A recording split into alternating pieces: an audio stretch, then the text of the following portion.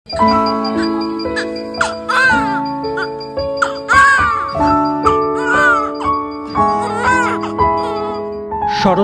স্নিগ্ধ ভোর ১৯৪৫ সালের ১৫ আগস্ট অবিভক্ত ভারতবর্ষের জলপাইগুড়ির নয়াবস্তির ছোট্ট শহরে পিতা ব্যবসায়ী ইস্কান্দার মজুমদার ও মা তৈবা মজুমদারের ঘরে জন্ম নেন ছোট্ট শিশু শান্তি।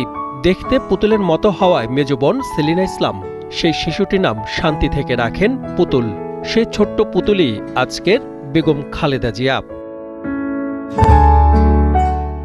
১৯৬০ সালে দিনাজপুর সরকারি স্কুল থেকে ম্যাট্রিকুলেশনে উত্তীর্ণ হন খালেদা খানম পুতুল। পরে তিনি দিনাজপুর সুরেন্দ্রনাথ কলেজে লেখাপড়া করেন। কলেজে পড়ার সময় তখনকার পাকিস্তান সেনাবাহিনীর ক্যাপ্টেন জিয়াউর রহমানের সঙ্গে তার বিয়ে হয়।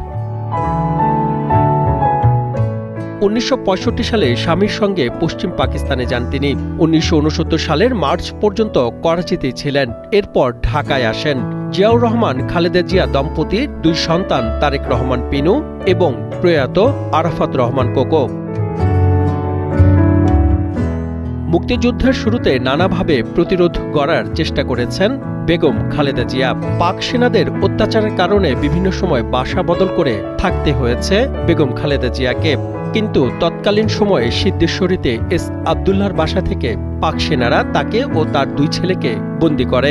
১৫ ডিসেম্বর পর্যন্ত তাকে অন্যায়ভাবে ঢাকা ক্যান্টনমেন্টে বন্দী করে রাখা হয়।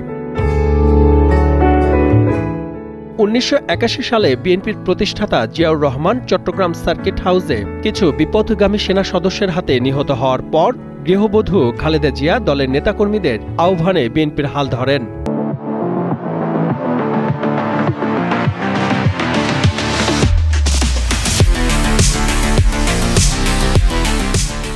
বাস্তবতা বিবেচনায় একসময় তাকে রাজনীতিতে নামতে হয়েছে।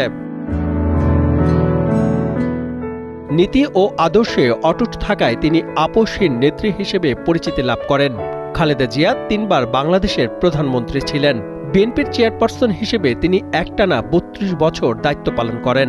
জাতীয়তাবাদী শক্তির অবিসংবাদিত আপোষহীন নেত্রী বেগম খালেদা জিয়ার জন্মদিন এবার এমন এক সময় উপস্থিত হয়েছে যখন পতিত শেখ হাসিনা সরকারের রাজনৈতিক রোশানলে পড়ে বিনা বিচারে দীর্ঘকাল অসুস্থ অবস্থায় বন্দী জীবনযাপন শেষে মুক্ত জীবন ফিরে পেয়েছেন তিনি। তার এই মুক্তিতে যেন মুক্তি পেয়েছে পুরো বাংলাদেশ। ৮১ বছরে পা রেখেছেন সাবেক ৩ বারের প্রধানমন্ত্রী ও বিএনপি চেয়ারপারসন বেগম খালেদা জিয়া। তার জন্মদিনে কালের কণ্ঠ পরিবারের পক্ষ থেকেও রইল জন্মদিনের শুভেচ্ছা।